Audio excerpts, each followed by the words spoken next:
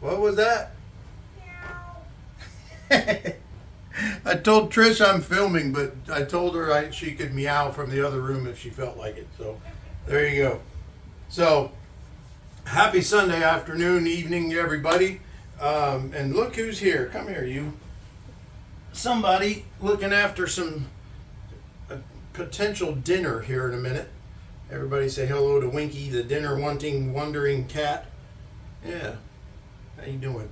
So I got a little bit delayed. I put a video on just a moment ago that showed me working on the Telecaster yesterday, Saturday morning, midday. But we got a little delayed because a tree fell over in the wind and took out our power drop to the house and took out our internet cable and all that. So I had a little bit of a problem posting things. So I got a little bit behind schedule with trying to get the internet stuff, people out here to fix that, and the OG&E out here to fix that and everything. And surprisingly, they came out really fast. So I was very impressed. So congrats to OG&E and Sparklight for that. That was pretty awesome. So anyway, I got a little bit behind schedule, but didn't quite get what I was going to get done this weekend done, but I have a plan here. So I'll just have to work a little more in the evenings than I usually do for the next couple of days to get that done. So, but it'll be okay.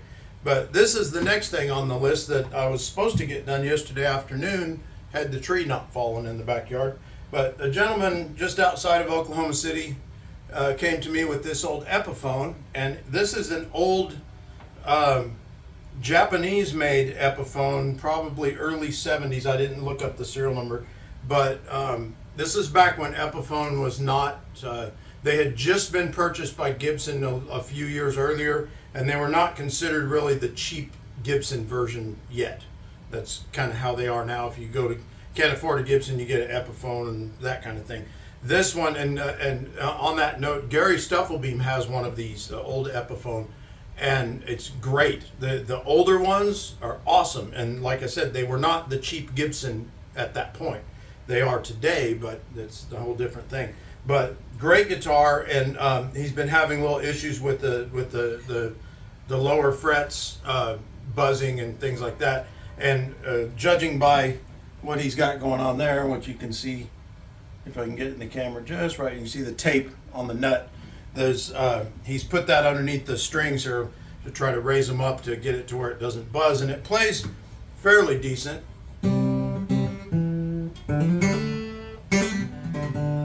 But you can hear a little slap.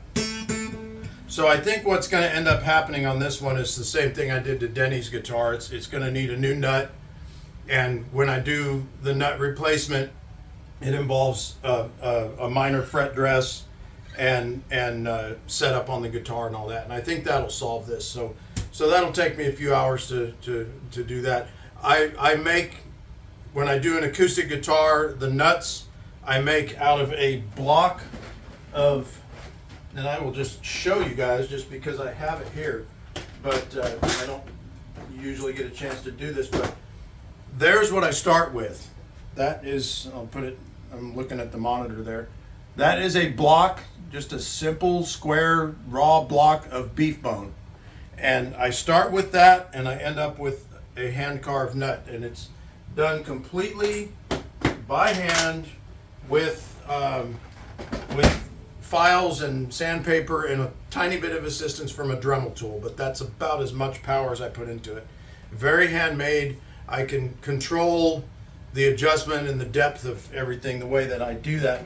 And this fancy tool, I'm getting all right in your face here, but you see that edge on that thing? That is you can see the edge of it, but that is a special file that is beveled and sized exactly the correct size to go with the strings to make the slots. I have several of those, and that's how I cut the nut slots to get the correct bevel and the correct depth into the nut. And then there's a few tricks that I'm not going to give away that have to do with the angle of the cut and the depth and the way that it rolls across here to make the strings work just like they're supposed to. But anyway, enough on that. So I'll get this done in a couple days, and I'll probably put a little video of that being played up there. And the next couple of things, I have a Mesa Boogie over there that belongs to the gentleman that had the Fender Champ in here. I have to get that apart and check that out. And the gentleman that had the double neck steel guitar in here, I have one of his amplifiers in the closet. I have to get that up here on the bench too. And also, but before I do those two things, this is going back on the bench either tomorrow afternoon or Tuesday. And I'm going to start tracking down the parts that I told you were shorted out for Mike Crosno. I'm going to get that thing done as quickly as I can. And I have a whole stack of Brent Salisbury's equipment in my closet, in the hall closet there, which I use for storing amplifiers. And by a whole stack, I mean that. It is a literal stack of Marshall amplifiers. So they're all broken, but they're still all stacked up in there. So I got to get those done too. So there's a lot of things that I was intending to get done yesterday and today that didn't happen because of our nice tree falling in the yard. But it's all good, and we'll get it done. We'll get there. And tomorrow I go bright and early, or at least early, semi-dark and early, back into the foundry and see all my friends over there. And looking forward to a fine week, nice week. I'm feeling better. I'm feeling a bit better. Some of you that know me personally, I've been having some health issues with exhaustion and dizziness and things like that. But I found, I think, some solutions, at least working on them anyway, so I'm starting to feel slightly better. So this is a good thing. And I'd rather not get old until it's time to get old, so we'll just leave that at that. So anyways, everybody, also I forgot to point out, I got parts. So I'm giving you guys the review. That is the chart for Mark Porter's switch and his Marshall vintage style Marshall plug for this is a funny thing. The impedance selector on the back of the old Marshall amps isn't a switch, or like a lot of the new ones, they have a different 4 ohm plug-in, 8 ohm plug-in where you plug in the speaker. Well, this one has two plug-ins. They're the same. They're just, you can plug two cabinets in. And the impedance selector for the speakers is that thing. And it's a little plug, like you can see the little pins on it there if I turn it the right way, which I'm not, but there it is. But you can, it's two little plug-ins, two little pins, and you just literally stick it in there like plugging in a socket on the wall. So Marshall did some weird things in the early days, but that's what they do. And his was missing, and his light up switch was being dropped on the floor is what it was. But his light up switch was damaged, so we got him another one of those. So Mark Porter, I will get that in the mail to you promptly, and you'll have it. I'll send it like priority or something, so you'll get it pretty quick. So that was the Marshall that we had in here, everybody. That was unbelievably loud.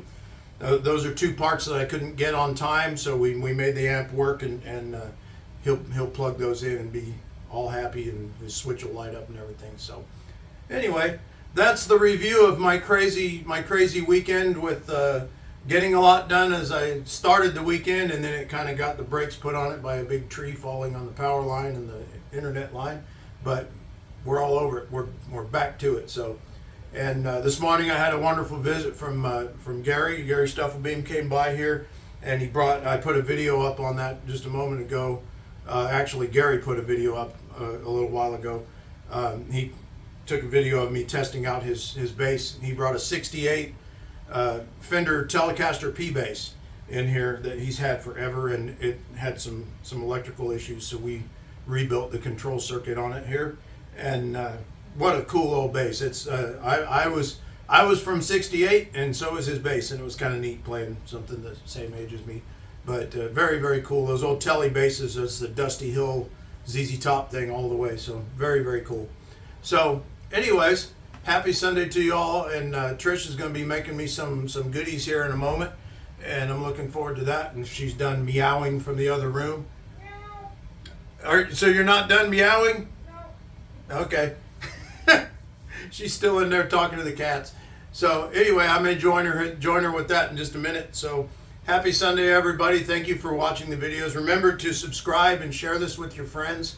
I'm trying to make this go as big as I can and trying to get it out in the world. I want to be able to share my experience with people, share my tricks, and a little bit of humor and some of the stuff that that I've learned how to do over the last 40 years, and new people can learn from it and share their information with me or whatever. But I'd like to see this get out there where people can make use of it. So if you share it, like, subscribe to my page, and spread the word around, and it's greatly appreciated. I appreciate that very much. And you guys subscribe to my channel, make the channel grow bigger. So thank you for all that very much, and enjoy your week, and I'll see you throughout the week. So see you guys later on. Bye.